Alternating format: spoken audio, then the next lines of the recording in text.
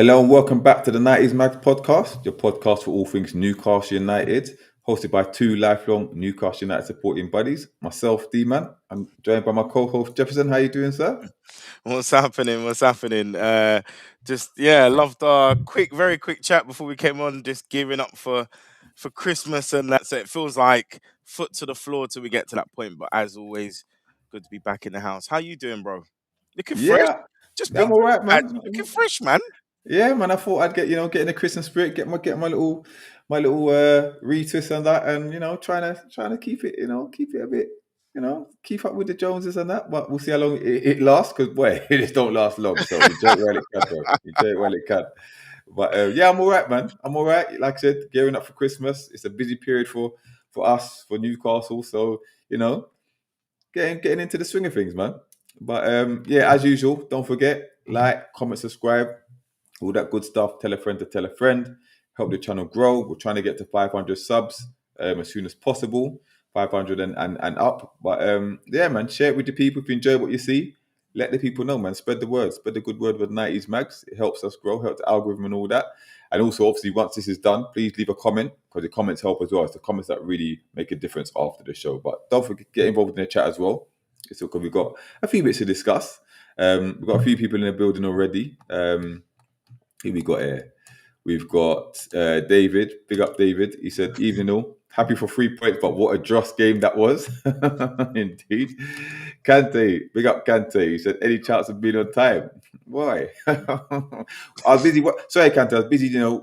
Taking in the Fulham Palace game. How did that work out? Just curious. Just let me know. Let me know. Big up, Kim. Come in the building. Good evening to all. Yes, Kim Kev. Big up, Adrian. And that Adrian as well. But yeah, listen, we're gonna get to it. Big up Ginesta as well. Big up yourself. But yeah, we're gonna get to it. Obviously, we're reviewing the latest game, latest installment of the Premier League football. It was a home game against Burnley, 3 o'clock kickoff on Saturday. And for those who don't know, big up Big Yinks in the building. It And finished that Yinks. Newcastle United 2, relegating threatened Burnley 1. Yeah, and all we can say really is we got the 3 points. Yeah, that's all we can really say, because let's be honest, it wasn't the greatest of performances. You know what I mean? There's a lot to dissect on that, but it was one of those forgetful games. Nothing really to shout about, but we got the win. Yeah, because had we dropped points today, that would have been diabolical. So that's the positive. Justin, what was your overall thoughts on the game itself? You know what? People will say like how spoilt we are to be moaning despite getting a win and 3 points, but in my opinion, such as the standards in terms of what we expect from our team now, that these kind of performances are quite simply unacceptable, particularly at home. If it had been away, fine. Because our away record isn't the best. So if you get 3 points on the road, you're like, yeah, we'll take it. But I think it's getting to the point now that people are getting frustrated, because it's not as easy to say, let's keep it moving, because this is becoming a weekly thing now where the performances are kind of subpar. You have one or two standout people that seem to get us out of jail every odd week, and the odd kind of freakish goal, which we'll talk about. And there's kind of similarities to the run that we went on last year, where there's just that little bit of quality that gets you out of jail. But yeah, some very scary moments, and it felt like a very sort of dull, scrappy, clumsy affair at times. So yeah, more relieved than anything to get the 3 points, which now puts us, I think, 9 points clear of the drop, but very much still firmly lodged in mid-table. Yeah, I mean, I agree with a lot of that. Listen, it wasn't the best performances, and you're right. The way we are going, it is concerning, because if you look at across the season, we've underperformed more than we have performed. Yeah, and that's what needs to really be addressed. Yes, we're getting a few results. You could say it's 10 points from 12.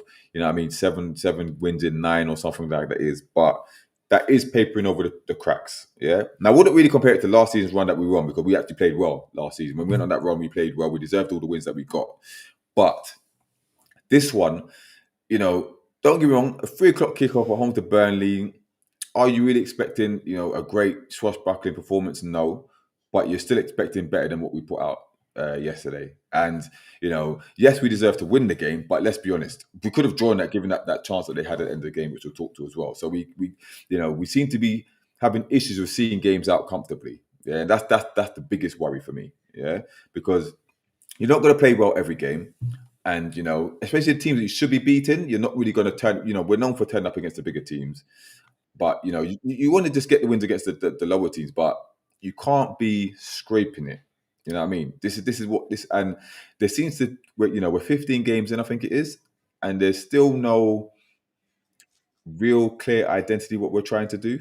You know, Mm, I don't think we're going this 100 miles an hour football any like for the majority of the games, but that's fine. But what actually are we doing? mm, What is the tactics? You know what I mean? This is what's worrying me. Like it just seems to be the same, you know, get it to the wings, see what the wingers can produce. And you know what I mean? And then we score early, sit back.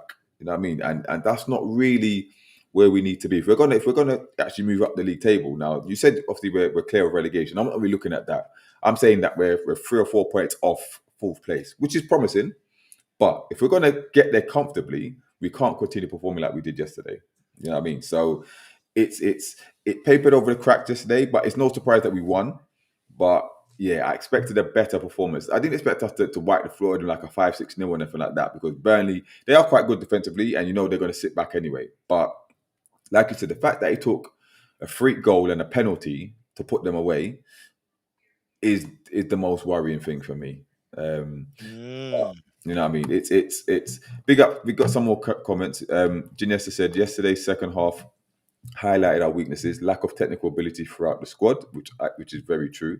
Kim Cam said Eddie Howe does not know his team yet, and he does not know how to play which style. Interesting. One thing I will give him credit for is the rotation. He is trying to rotate and use the squad, but at the same time, it's I'm balancing the squad at the first 11 quite a bit. You know what I mean? And you put in these players, and there's still no clear identity. If you had an identity and you're rotating, then that's fine. But it's like you're putting in a brand new set of players, and they don't know what they're doing. You know what I mean? There's no clear identity, which is concerning. Um, Big up Chevelle said, I'm willing to bet my card that Howe brings Vissa on at almost exactly 70 minutes against Sunderland. You sure that's not AC? Well, we just it's we'll talk about Wissa as well. Big up Kenny said, are we not fourth or fifth? Which I said, which I Yeah. did highlight. You know what I mean? Which is the positive. We're not far off it. It's a crazy season at the moment, and like no one's showing real consistency. You should take Arsenal, but they got beat yesterday by Aston Villa, which you could touch on as well, because Villa aren't playing any games right about now. They're steamrolling at the moment. They're in very good form. King Cam said the football has been terrible for a long time, with exception here and there, and Yeah. that's it. Yeah, Kenny that worries me. starting to think Ramsdale's not the answer. We'll talk about Ramsdale as well a bit later on. But yeah, so let's start with the lineup. Like we said, he changed a lot. We went back to the Dan Burn experiment and left back. Now, they said Hall was recovering from illness, which, okay, fair enough. And you know what, illness or not, I can understand why he's rested for this game, because, we've got the heavy fixture schedule coming up. I expect him to start midweek and at the weekend, barring any major injuries. The midfield, he changed pretty much completely. He had Bruno sitting with Willock and Ramsey. So Ramsey got a start. And then Elanga was on the right. Gordon came in, and Voltamada up front. Now, what were your thoughts on that? I just think again it's that lack of tactical flexibility. So for starters, Burners at left back again when you could try and play Alex Murphy, because at the end of the day, it's Burnley. Mm, They're 19th in the league. As we saw, yes, there was a threat of losing the game, but it is a game that you could probably gamble and take a couple of risks. And I think Murphy had done well being in and around the first team squad, done well in preseason. He can play left back. So could have tried that. The other thing is the formation.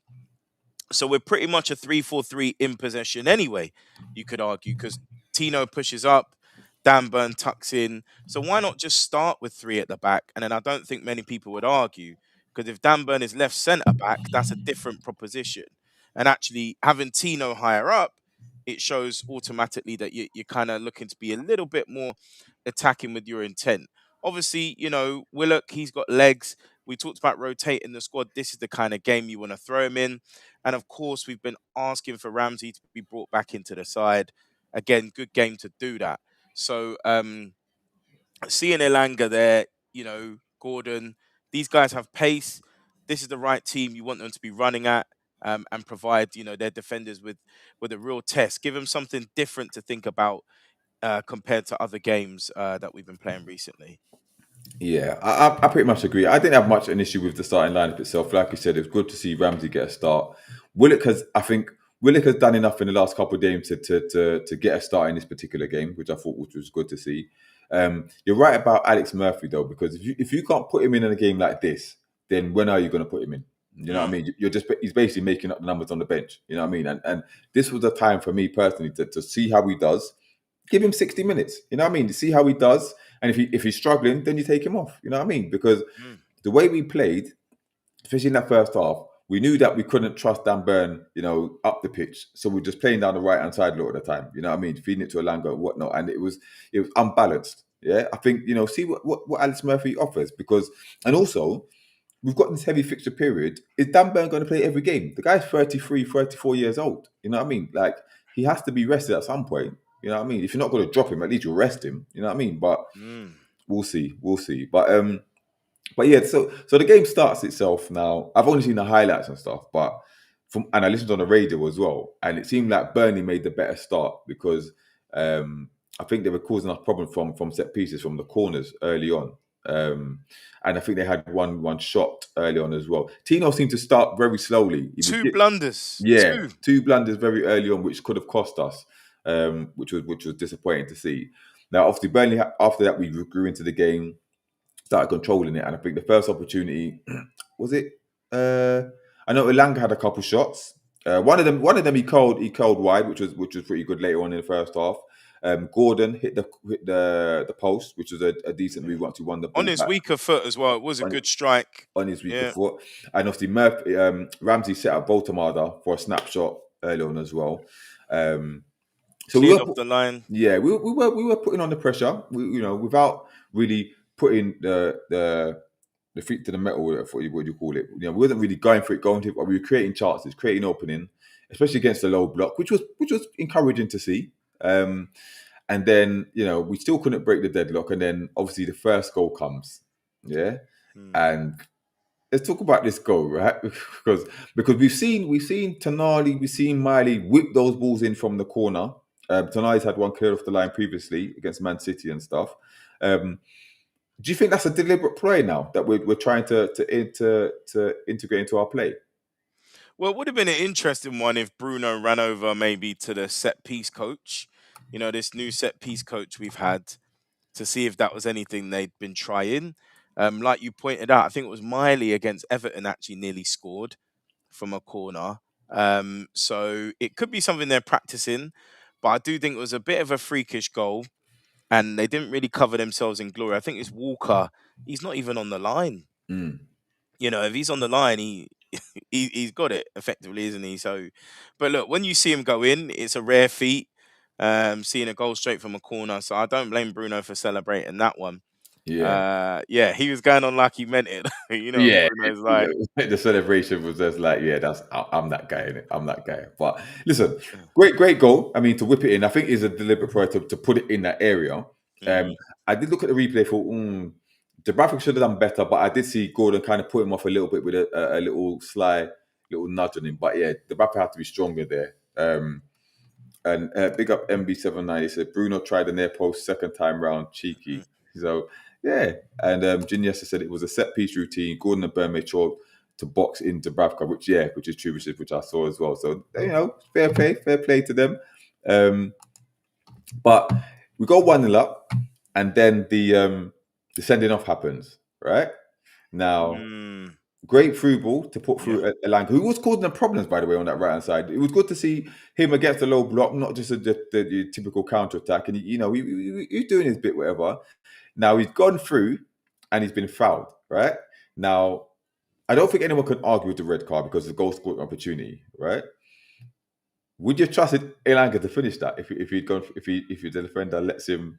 Could that be his first goal for Newcastle?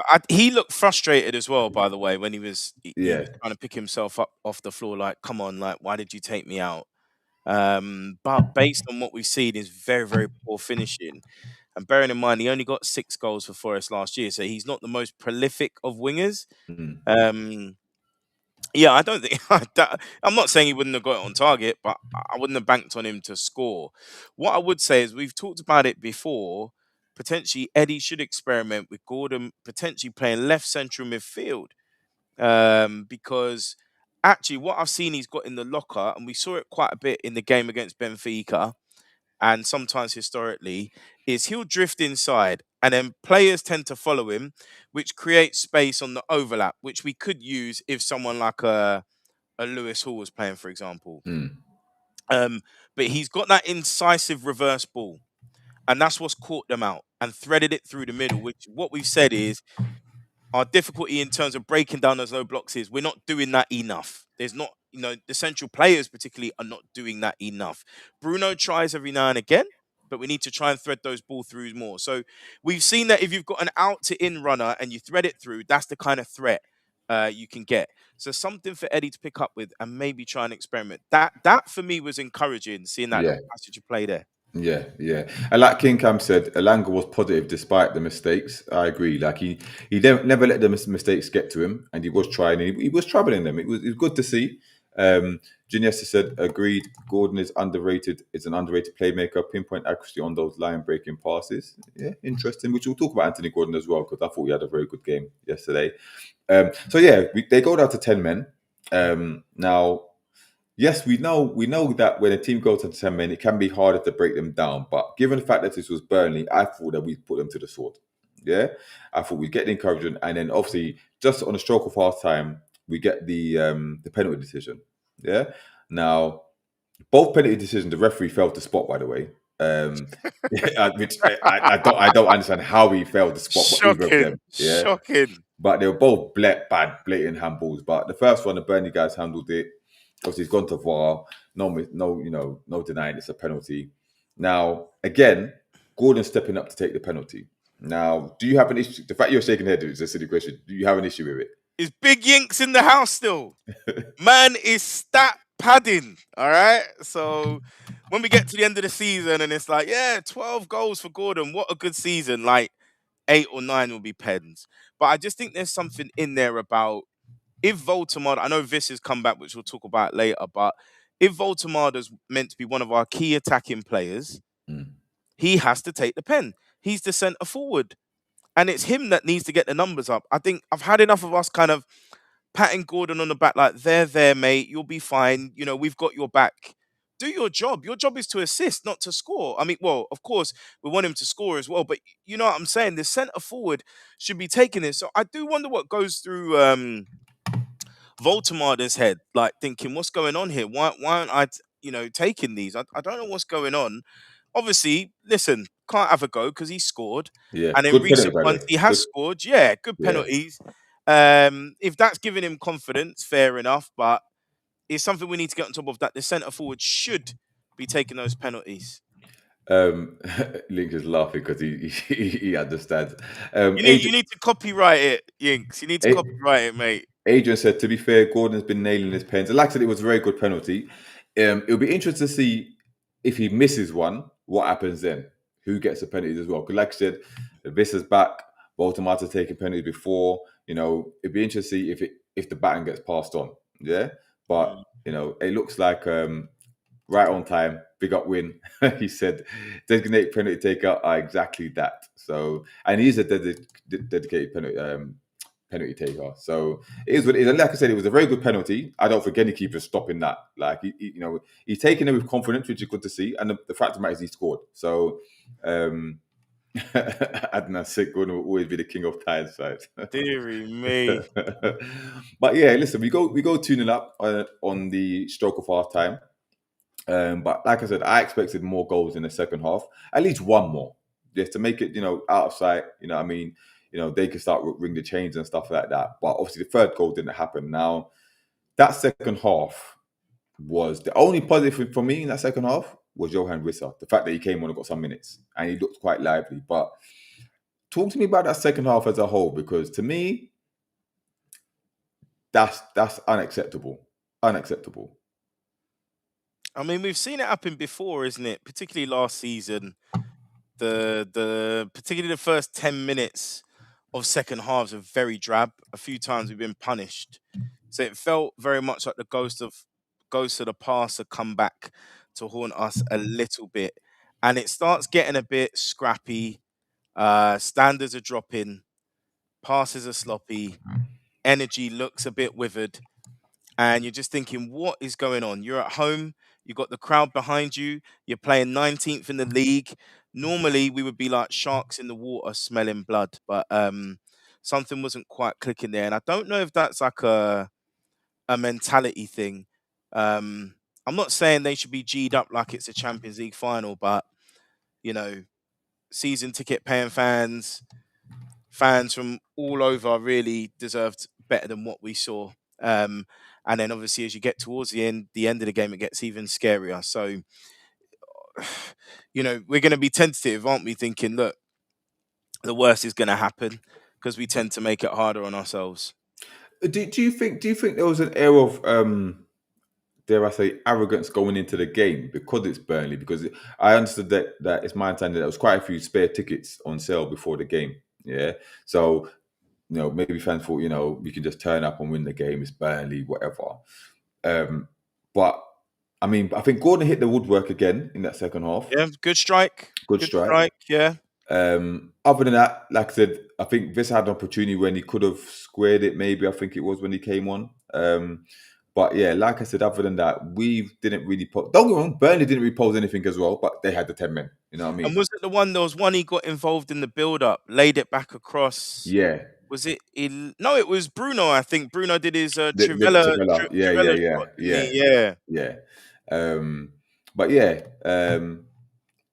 But other than that, we didn't offer anything. And then, like I said earlier, we seem to have this issue of late of closing out games. We saw it happen against Spurs. Yeah, we looked shaky defensively then.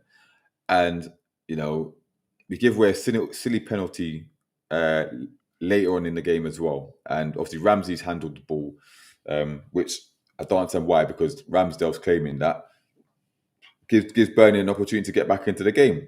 I thought Ramsdale was unlucky with the penalty itself because he dived the right way. It could have been another day he saves that. But we get 8 minutes injury time and Burnley have got their tails up. And let's be honest, they should have scored that chance at the end. Yeah, when they put it in the mixer, and we failed to clear, and they failed to get anyone on it. But on another day, yeah, that could easily be another 2-2 draw, which is the most frustrating thing. Now, take away the stupid penalty that we gave away, and that chance. We could have gone away that game thinking, all right, we haven't played well, but we've got the job done. It's Burnley. We've got 2-0, whatever, standard result. But it's the fact that they had opportunity to actually get something from that game, which is the most concerning thing. Yeah. Now, did you watch the game live? No, I had to watch the extended highlights, unfortunately. Okay. Because I'm going to ask that. How was you feeling when? Because I was driving and I heard they got the penalty and then they said they've got an opportunity here, and I thought, here we go again. And the way the commentators were going is like, Jesus Christ, we got off the hook then. When I saw it, I thought, this is absolutely ridiculous. Absolutely ridiculous. But yeah, listen, we get the 3 points. So that's the main thing. But big up Harper in the building. He said, "Man, like Resh and Jeffo in the building."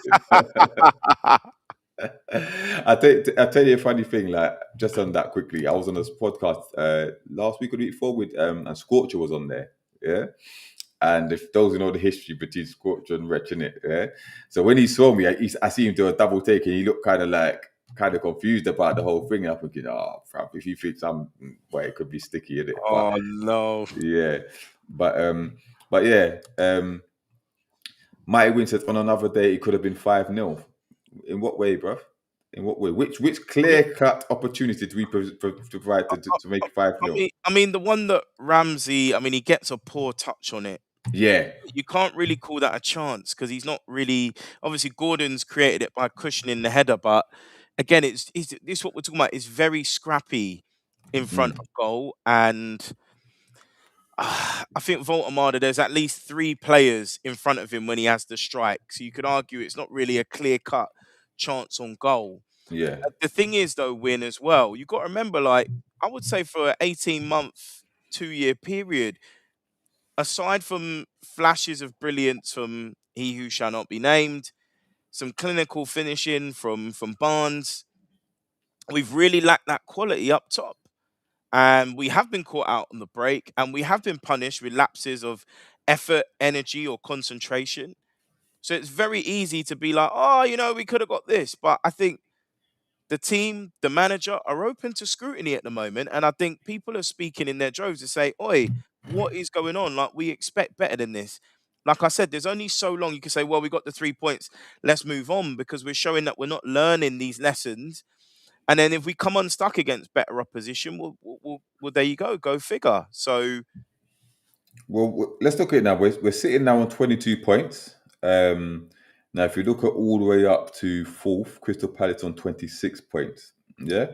So, we're not far off. 4 points. And if you're Villa, we're 8 points off third. Right. Now, let's say fourth. Let's say fourth because 26 points, we're on 22. It's achievable, right? We are sitting in 11th. It's a very congested league at the moment. So it's all to play for, especially in this busy Christmas period, this December to early January period. It's a lot to play for. Some tough games coming ahead. The run that we've got, it's not easy, but we can get points from them. But in terms of this game, let's talk about some of the performances, right? Because we mentioned Anthony Gordon, right? Now, to me, I thought he was man of the match. You know what I mean? To be fair, we have slated Gordon in the past. The fact that he only turns up for the big games, especially in the Champions League. This was a game where he seemed to want it a lot more. What were your thoughts on his performance? And in your opinion, does he warrant a start for the next game or two? it's a difficult one, isn't it? Because Gordon's clearly like a mentality player. So you think, all right, should we capitalize on him looking somewhat a bit more confident? Someone had put in the chat that Thomas Tuchel was watching the game. So maybe that's why we got a rise out of his performance.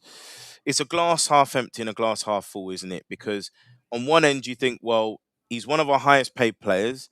He's one of our darlings. He perceives himself to be one of the Premier League's best players, which we know he's not. And we're playing 19th. So we expect to see this, and we should be seeing it. But at the same time, based on how poor his form has been this season, and the back end of last season, you'd argue this is one of a few highlights that we've seen from him. And this is what you want, really. You want your best players to stand up in these kind of games when it's a bit drab. So I thought, yeah, he had a good game. And who knows, it could have even been worse had he not actually played that well. Mm. And like I said, I commended him for fashioning, probably the nicest clear-cut chance of the game with that threaded ball through. So in terms of the next game, I would say no. I think with Gordon, I wouldn't want to give him what he wants. Keep that fuel burning. So start Barnes so that he knows, all right, when I come on, I'm going to show you, boss. And hopefully that's how we'll continue to get the best out of him. Yeah, it's an interesting one because you expect these kind of performances against these lower league oppositions, teams that's lower down in the table, and he hasn't been producing that for some time. So we can't get overgassed about it. We need to see consistency from him. So if this is what he's going to do like for the next few 4, 5, 6 games, then fair enough. But I'm not going to go just based off that one. But as in that performance in isolation, you're right. He did a lot of things well. He was taking on defenders. He was picking out key passes. Unlucky, he was using his left foot. Unlucky not to get that goal off the post. And getting off the woodwork. So his overall performance itself was very good. And this is what we want to see from him. But like I agree, I don't think it warrants a start in the next game. But I personally wouldn't be surprised if he goes back to the old one on the left, one of Barnes on the left and Gordon on the right, if that makes sense. I think he might do that. Yeah. Because I don't think, Eddie Howe made a point of saying he was the best player on the pitch yesterday. So for me, that says that he's making a point and that's his reasoning for selecting him for the next game. You know what I mean? So it's going to be interesting because Barnes has done nothing wrong really to this point. You know what I mean? So, and he's scored key goals, put in good performances. So he deserved a chance for the next game. The big one will be Sunderland. How we approach that game against Sunderland. I think that will tell us a lot. But all in all, it was a good performance from. I think he was man of the match. I think he was. Just some of these comments here. Big up Foxy said, to be fair, I was asking for 7 points from City, Everton, Spurs, Burnley games. You both laughed at the thought of 7 points. We got 10, but for sure, performance-wise, it was consistent worry at the. It's a consistent worry at the moment. Fair point. Foxy, where do you remember that? I weren't laughing. I mean, you're not aware of it, but in the NUFC Talk TV Prediction League, which Win is organising and involved with, I'm second in the league, so I've been getting my predictions right. Jefferson I is not letting that definitely go. wasn't laughing, mate. And He is not letting that go. And as for that run, we should be getting results from those teams because we're better than them, and we spent £250 million this summer. The big question is, for all the realists against the Colties, where are the standards? Thank you. Teresa said, horrible performance, not after spending £250 million. There we go. You see that? Interesting. Kim Cam said, Gordon will never be consistent. He is the moody player, emotionally young. Yeah, interesting. Mighty Win said, Barnes for Leverkusen, Gordon for the Mackhams. Okay. Yeah, that's balanced. Yeah, potentially. Lumino said, Barnes doesn't deserve to be benched, and I don't care if Gordon had a good game against a relegation side, but hey, again, we got Eddie Howe running the circus. Love the show. Yes, Luminous! The dark side of the force is strong with you. Win said, never judge a painting when it's half finished, Jeffo. Okay. Win. Okay. Win's coming out of it today, isn't he? Yeah, he's on it. What were your thoughts on Ramsey's performance? Because there's a lot of opinion on his performance yesterday. What were your thoughts on him? It's disappointing, isn't it? I've been calling for him to come in because I had felt like he hadn't had enough of a chance. People were saying, look, bloody hell, you spent 40 odd mil on him, but you'd rather, give Willock a chance in him. He has a prime opportunity against Burnley. Like I said, 19th, gets that great opportunity given to him by Gordon, absolutely fluffs it. Now, I don't know if it's like he's been caught cold due to the lack of regular activity. It's very hard to judge a player when they come back in from the cold. But such is the level of the Premier League that you have to hit the ground running.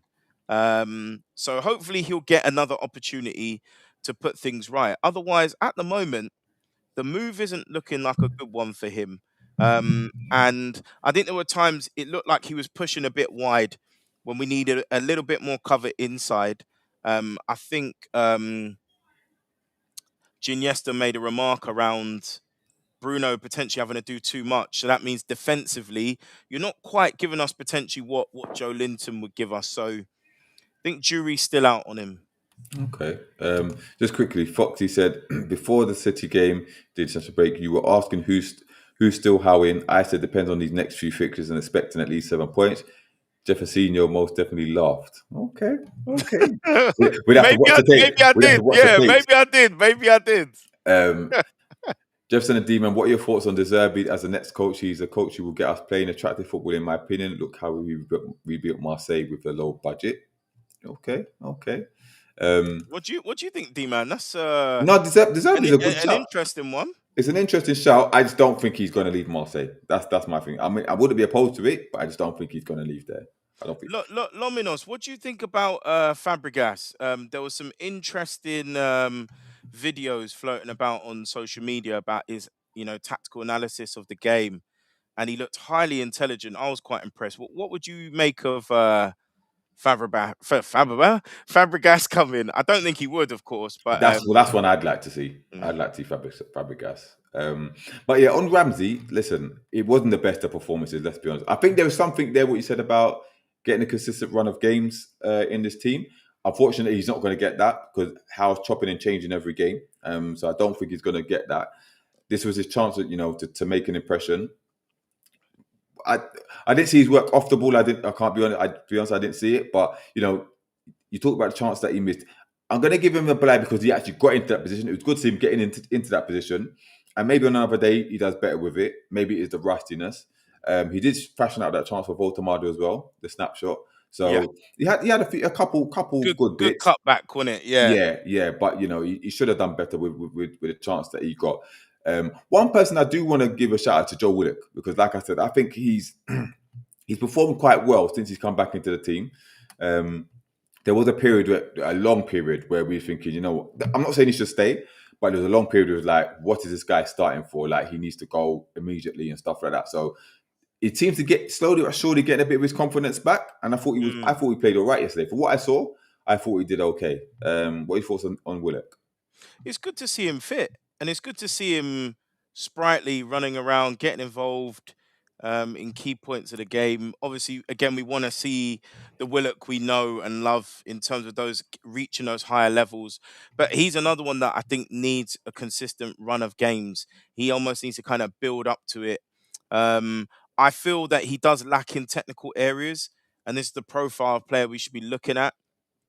Kante, I don't know if you're still in the chat, but if Fulham still are interested, would you be happy to take him? At the end of the day, I think if we got 20 mil, I think people would snap your hand off for it. And it's no disrespect on Willett, but I just think the injuries, unfortunately for him, have taken its toll.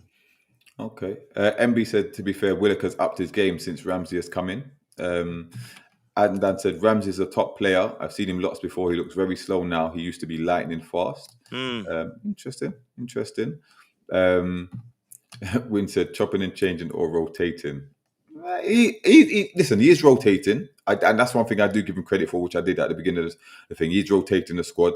I just don't think he's the best at knowing how to rotate effectively, if that makes sense, at this present time.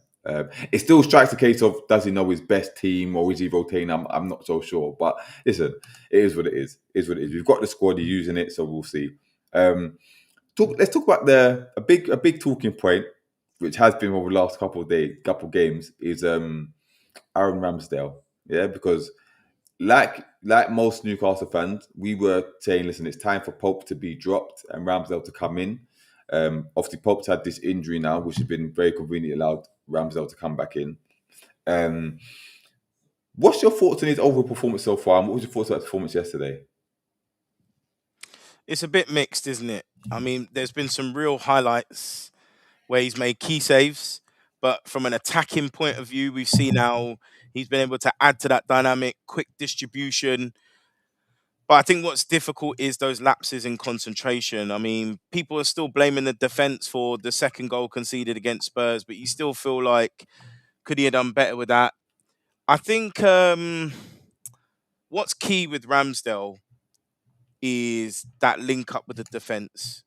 So they feel confident enough to pass the ball back to him, I would say, because they know he's good on the ball. But it's just that communication aspect and command of your box, command of your area. I think the reason it was seamless with Dubravka is because Dubravka had been in the squad for a long time. So everybody knows how he plays inside out. I think with Ramsdale, it's a bit of an anomaly there.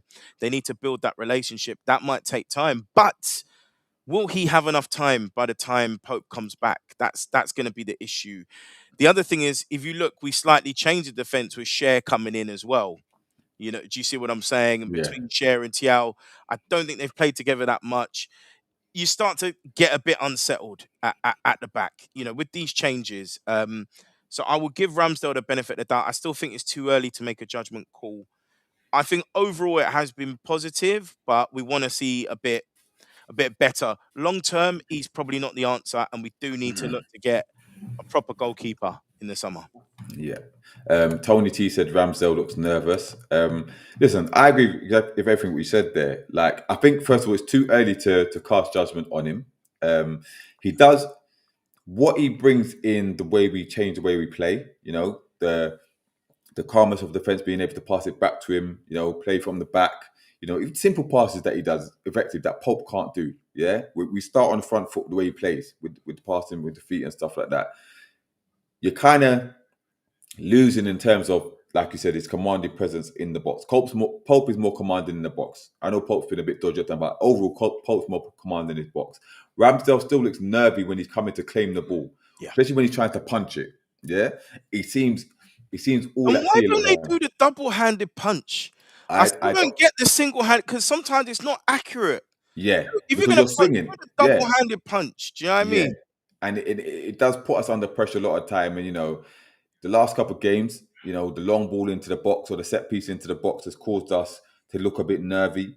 I think we look a bit more assured when Pope's there. But you're gonna have to pick your poison, yeah. And Eddie Howe's gonna pick his poison. And like you said, interesting thing is how long is Ramsdale gonna get?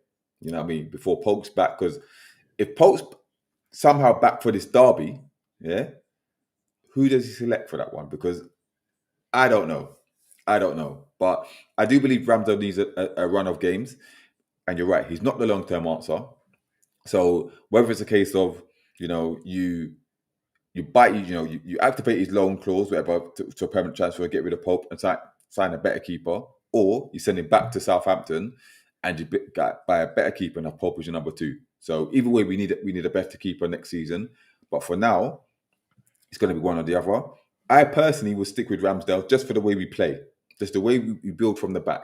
You know what I mean? And there's no nervousness when the ball goes back, because in every game you're going to have to pass the ball back to the keeper at some point, and I don't want to have those nerves. And don't get me wrong, Ramsdale may make one or two errors with his feet now and again, but for the best part, he's going to do better than Nick Pope. You know what I mean? Mm. So and like I said, he has made some key saves as well. So he's not useless with his hands, but yeah, it's one of those. It's one of those. But yeah.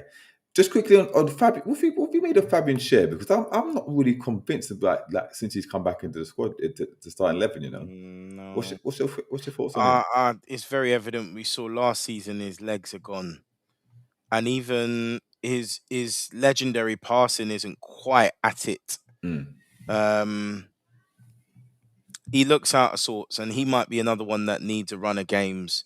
Again, the quandary of being an older player now.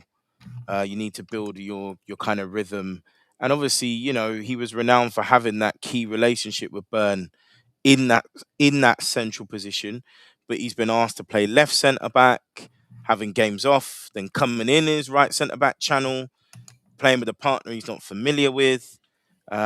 So yeah, a lot of this is the challenging aspect of battling on four fronts and not rotating enough because these mm. guys are coming in from the cold.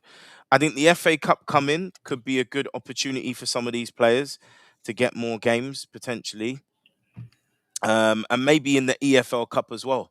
Maybe he'll go with these players as well.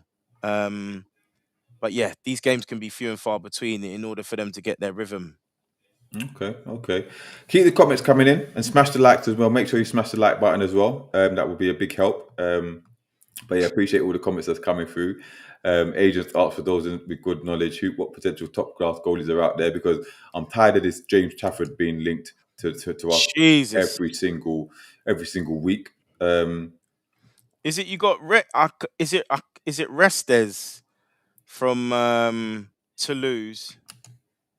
And Yeah, there was someone else that was decent that we might as well try and go for. I think Kante mentioned Diogo Costa, but I reckon he'd be what, 50 million quid. He wouldn't be cheap. yeah, it would have. We don't want to blow your budget on the keeper, but we need to find someone who's better than what we've currently got. Mm. Adnan said Ramsdale's becoming a scapegoat for the defense when the defense falls asleep, which isn't Yeah, that Spurs game in particular. Yeah, I agree. Kenny said, "What come January could be? You reckon we'll be in for a keeper? I'm not. Maybe. We'll see. they We'll might see. make the Ramsdale one permanent. You Well, never this is know. it. That's it." Um, Tony said his punching needs to improve. If you're going to punch, at least get it out the box. Yeah, Agreed. yeah. Because it's putting us under severe pressure. That's what led to one of the West Ham goals. Just didn't get enough on it, man. Yeah. Longer reach when punching with one hand, especially when trying to reach over the heart of an attacker, head of an attacker. Yeah, in true. Adnan said, I agree with Ramsdale staying in. Yeah, listen, there's no point in changing him now. Pope has to, he has to earn his place, but, Ramsdale has to give Eddie Howe a reason for Pope to come back. And right now, I don't think that's enough of a reason. To change things. It's going to be Trafford. Eddie prefers English keepers and defenders in general. I'm just fed up with it, to be honest. It's very substandard, very tunnel vision. We're better than this. We're better than this. It just stinks of average. Yeah. Surely people want an improvement on this. Yeah, Surely. yeah, 100%. Kim Camp said if Ramsdale makes a mistake on Wednesday, you will see Pope coming back from his coma overnight. Yeah. Gordon seemed to have recovered from his hip injury, right? Yeah, that's it. Teresa said, I can't see any chance of keeping Ramsdale beyond the season. I know Ed is very nepotic in his decisions, but he has to go. Yeah, interesting. All right, let's talk about Johan Visser, right? Because he made his comeback. I think he got like 15 plus minutes yesterday. I don't know if you saw his post-match interview, but he was very excited to be back. He's chomping at the bit. He's waiting to score his first goal, like he said.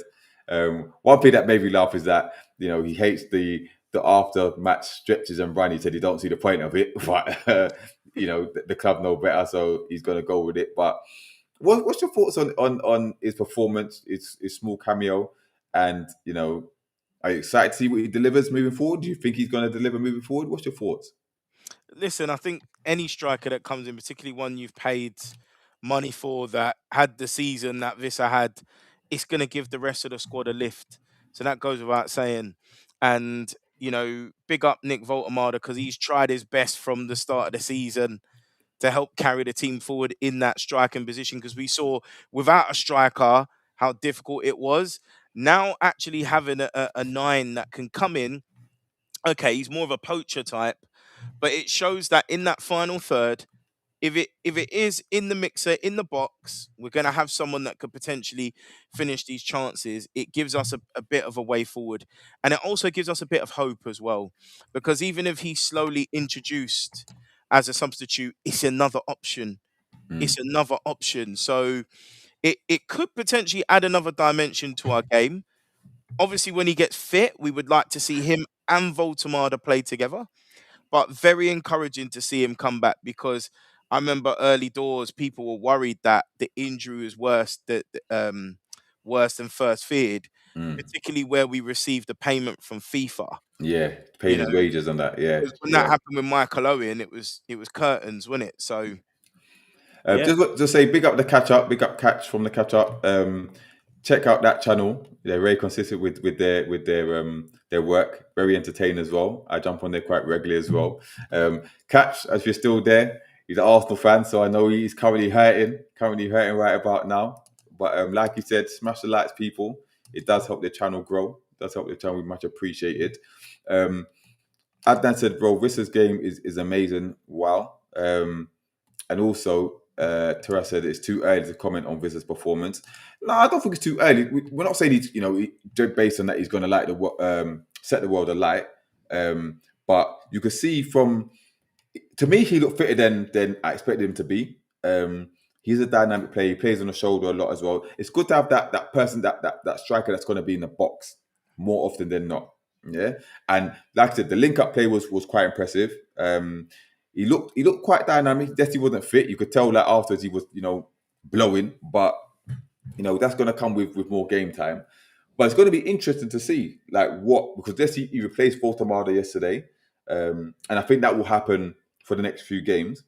But like I said, I want to see what they can do together because we know Voltemada's not that out and out striker. He's more of like a 9.5/10. He likes to drop deep, link up play and stuff like that.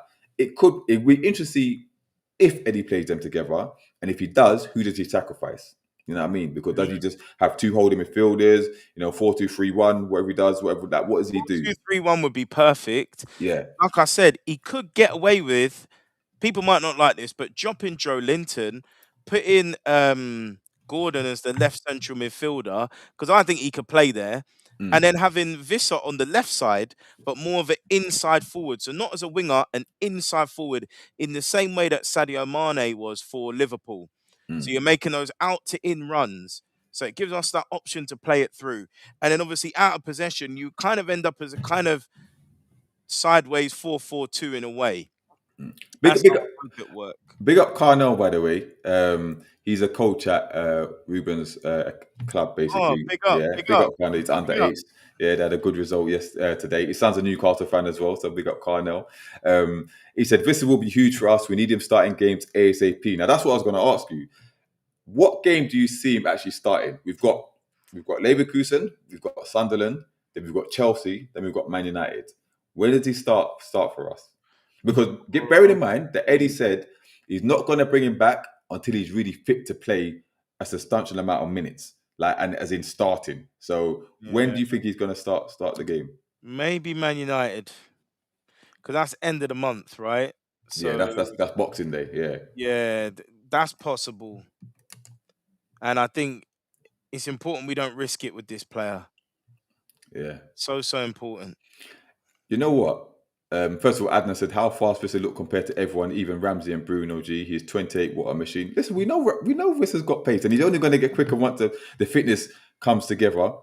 Let's be honest, Bruno runs in custard, so he's not. That's nothing to compare to. But I hear what you're saying. I hear what you're saying. But I actually think if Vissa stays fit, doesn't have any relapses, I think he starts the Chelsea game because Okay. we've got a congested fixture. Yeah. Even no, you know what? I think we if we play PSV before that, I think he might start the PSV game. Yeah. Or do we have Fulham before that in the cup? I don't know how it runs when we play whatever, but the game before Chelsea, I think he may start. If it's Fulham in the cup, that's ideal. If it's PSV at home, that's ideal. So I think it'd be one of those two games. I don't know how the fixtures pan out, but I think it's basically after the Sunderland game. If we play midweek, I think it's that game. I think it's that game that he starts. That's the EFL Cup's after the Sunderland game. So it's that one. I think That's the Fulham quarterfinal. he starts that one. Then Chelsea home, Man United away, and then funnily enough, Burnley away. Yeah, because everyone plays. That means Arsenal play Villa at home that same weekend. Reverse, Yeah. yeah. So Uh, I think that's that Fulham game at home. I think that's where he makes his the first cup, start. the cup. Actually, I mean, the cup game could be a good one. I know it's quarterfinals, which you could argue is high stakes, Mm, but he could get a solid 60, 65 minutes in there, and then you bring Voltemada on. yeah. Not a bad replacement to bring on in a big game. Yeah, listen, he starts that game. I'm telling you, he starts that game. Yeah, um, Carnell said there's no way Howe will play him and Voltemada, though. That's my issue with Howe. Too one-dimensional, too low to his favourites, obsessed with English players too. Carnell, welcome to the squad. Welcome to the squad. Yeah, we've been banging on about this for yonks. Yeah, so Win ain't gonna be happy about that, is he? it's not just us that say it. There's people in the chat that agree as well. We're not crazy. We're not crazy. But uh, but yeah, I think someone else said that he's not going to play them to Adnan. He said he's not going to play them together. It's kind of like with the Wilson thing, wasn't it? He Yeah, rarely played Wilson and Isak.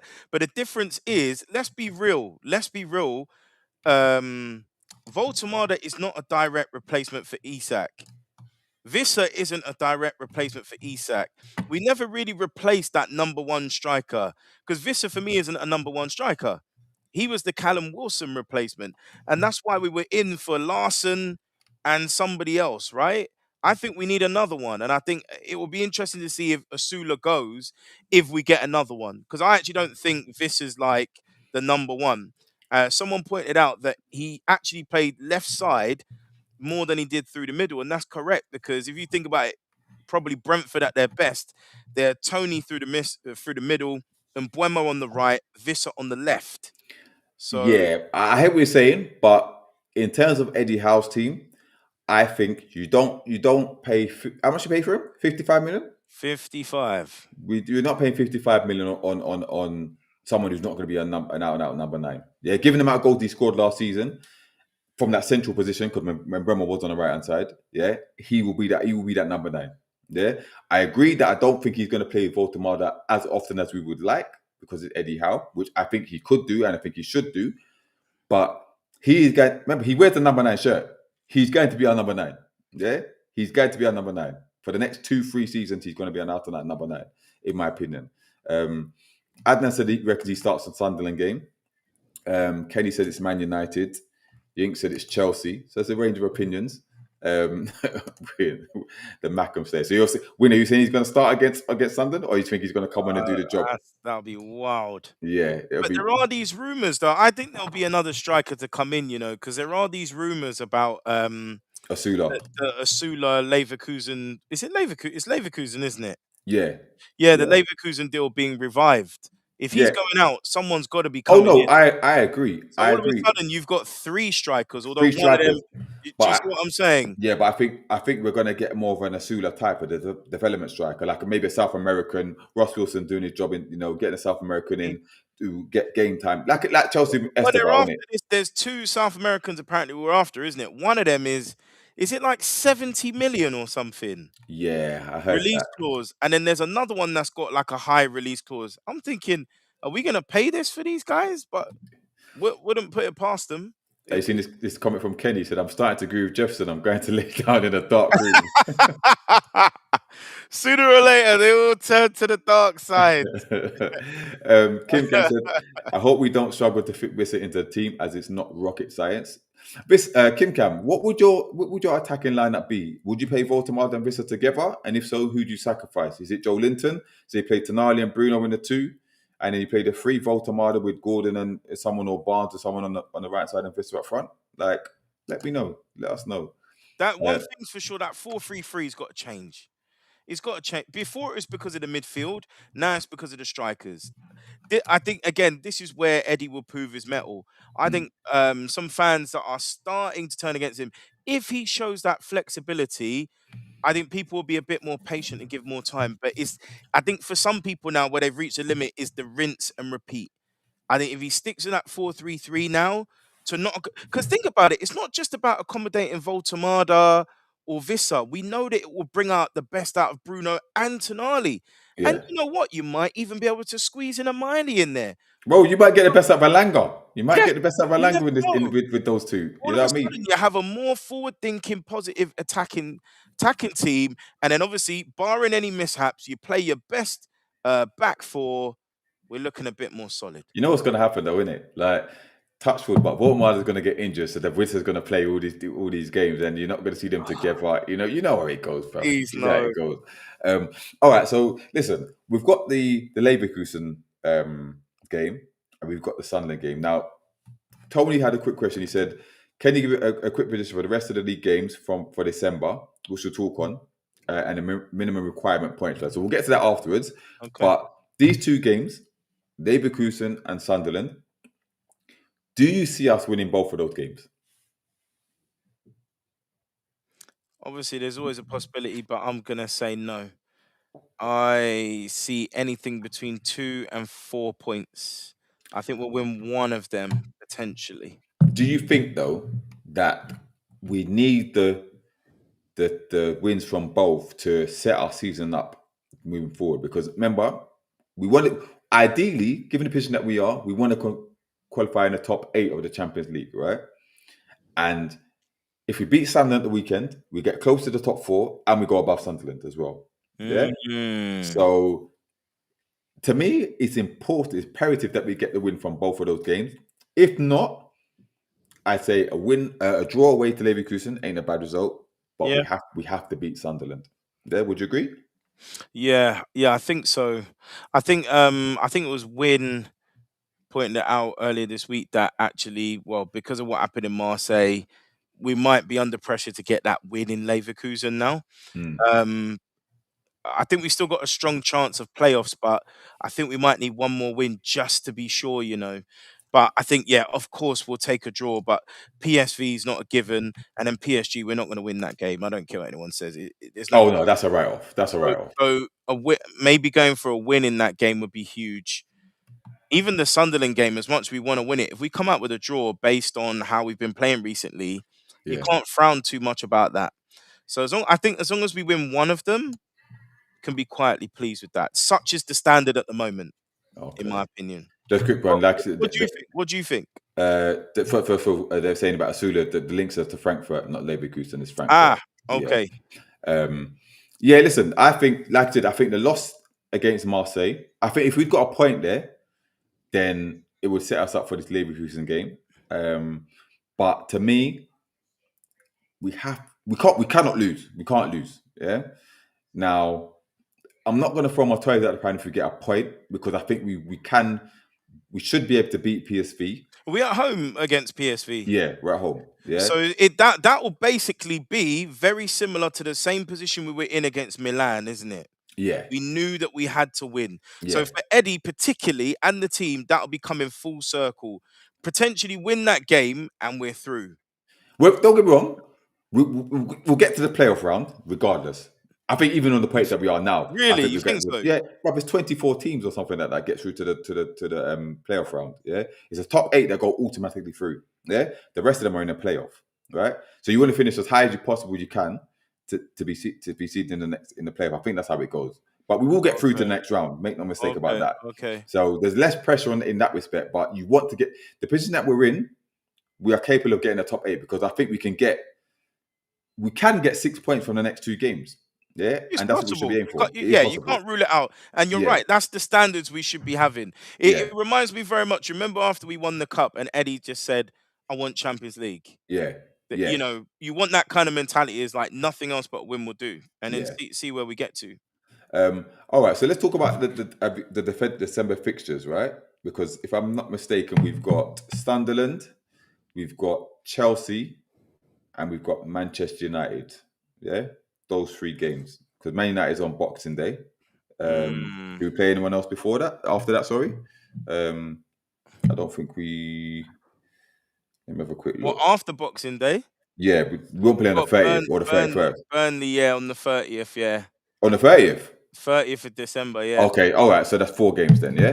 So yeah, that's yeah. Sunderland, Chelsea, Man United, and Burnley. So that's four games, and we'll put it to those in the chat as well, right? So 4 games. How many points should we be getting given those fixtures? Now we're home to Chelsea.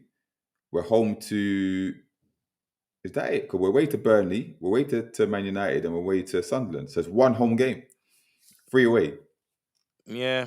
I think we get 8 points out of 12. Yeah, I think we draw to Sunderland because they've got all their AFCON boys yeah. still there. I think we draw against Chelsea, not because we're not good enough to beat them, but I think the EFL Cup game will take it out of us because in terms of that squad rotation, there'll be a bit of a drop. It's too big a ask to kind of get back-to-back wins in those games. And then I do think we will beat Man United and Burnley. No, sorry.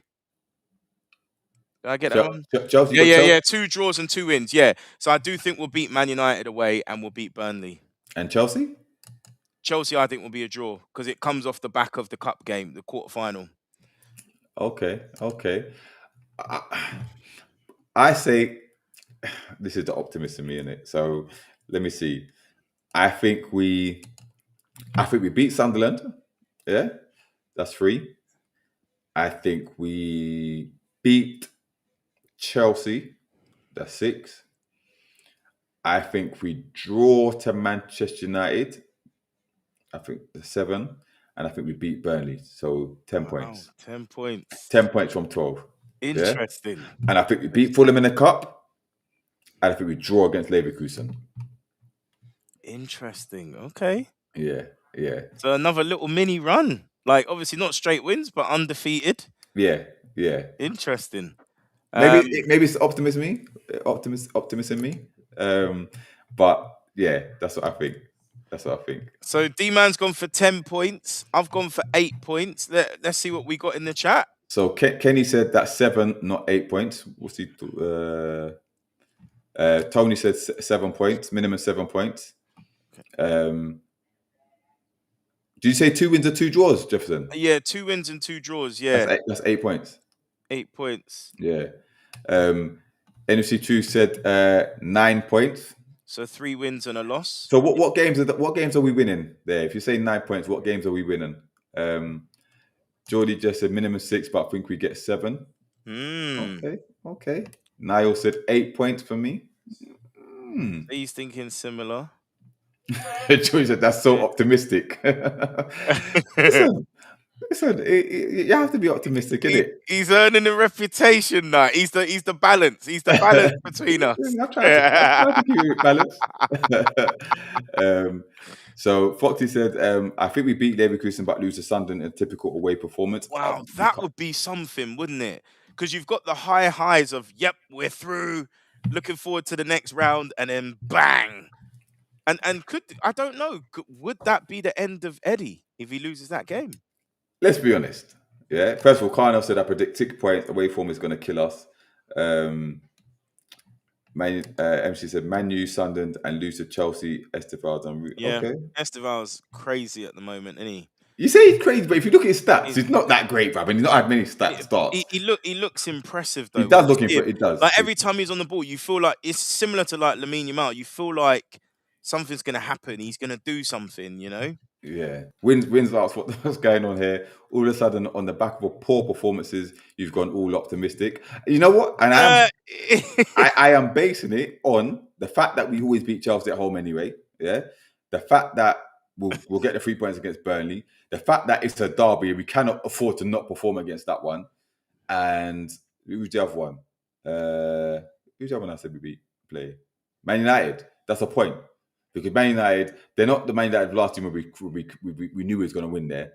This is a Man United, you never know who's going to turn up. And I think they're capable of getting a point against us. They're away from home. If it's at home, I think we beat them. You know what I mean? So,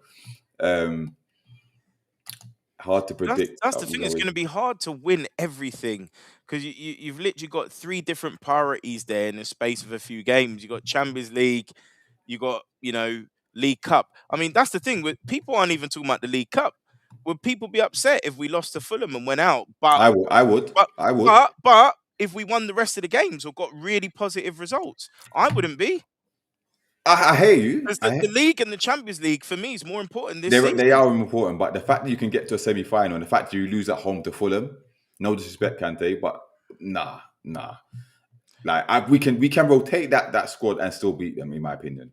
You know what I mean? So I'd be very disappointed if we lose that game. I'm not saying we should go on to win it. You know what I mean? But it is. King has said I prefer to win in Germany than to win at the red team next door. Interesting one as well. Interesting. Talented Chelsea are. Actually, I just realised maybe I think I know why. All winnable games. Adrian said all winnable games. Yeah, I like. See, Adrian's optimistic. You know, it's optimistic. possible.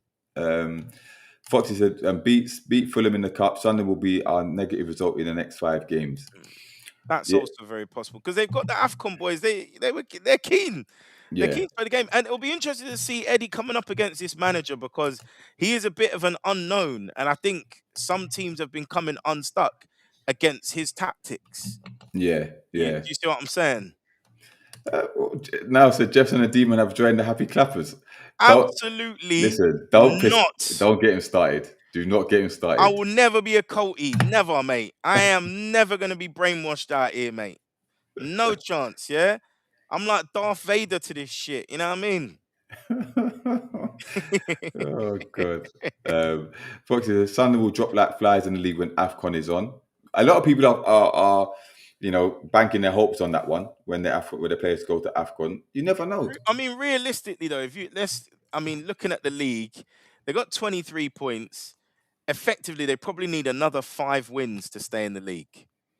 Oh, listen, we know the Sunderland are staying in the league. They're not getting relegated. They're staying up, and I think that's the big thing for them. Just a random question before we go, Jefferson, because I know we were talking a couple of weeks ago about Sunderland and Bournemouth. Yeah, now Sunderland are 1 point ahead of us, and Bournemouth are sinking like they're sinking ship right about now. Yeah, do you still think Bournemouth will finish above us? Did I say that? Yeah, you did. I said that. Yeah, you did. You said Sunderland, and it's likely that Sunderland and Bournemouth will both finish above us. Yeah, I mean, obviously, maybe it was when we were doing really crap. Incidentally, they've got the 5-5-5 we had last season, and we went on a massive run. So you never know. I'm just asking. I'm just asking. I'm just asking. I think ever since the Semenyo to Liverpool link started, they've looked really unsettled, and I also think like their manager's been touted for jobs. But I think people have to realize as well, again, that, the players that they've sold off, it is hard to kind of restart again. listen, you got to think Bournemouth don't spend that much where they're expected to finish. But I think they're still going to play entertaining football. That's the key thing. It was the same for Eddie when he was at Bournemouth. They were around about that mid-table. Most people's second team. Yeah, it's still too early to say because a lot can happen between now and the end of the season. Yeah. That's all I'm saying. There's only a 2-point swing at the moment, so yeah. NUFC Team Truth said, "I'm off if you through the manners to answer. You don't got the manners to ask why I asked you and skip past it." Well, brother, what? brother. First What was it? of all, don't talk wicked on there, please, don't. Yeah, don't. Not every comment gets read out. Yeah, don't get your knickers in a twist. All right. Yeah. Which one was it? He said, "What did he say? I'm gonna just the conceptions asked. I'm gonna go back to it, but in future, don't come with that talk, please, don't." I think he said, "List this one. Eddie has to pick his poison. Sorry to many games we need to drop out of the League Cup so Eddie can train these new players. Sorry, they need training time." Was that what you're talking about? Because Is it that one? that's not a question. But anyway, it is what it is. But yeah, big up anyway. But we're not getting Semenyo win. We're not. Yeah. He's either going Liverpool or he's going Arsenal. Yeah. It's one of the two. He's not. Eddie Howe's not going to break the bank for him. Considering he spent 55 million on Elanga, he's not going to do it. Yeah. So we can kiss that one goodbye. It'll be interesting to see where Semenyo does go in January. Because they're like Liverpool, especially with Salah. Yeah, it's like he's being pushed out, isn't he? Yeah, they're looking like his days are numbered. Salah coming out with them kind of wild statements. I think it's a wrap. It's a wrap. But if he does come to us, mate, you better be bringing the Ghana flag to you on home games. Yeah, I want to see you waving that flag, mate. Until it's World Cup time, because when that World Cup starts, what I mean, it's a bit sticky. It's a bit sticky. Black Stars are coming. So I think you're hoping that Ghana beat England in the World Cup in that game, yeah? Of course. Well, Win challenged me on that earlier. It's a difficult one because if it was knockout stages, there's higher stakes in it.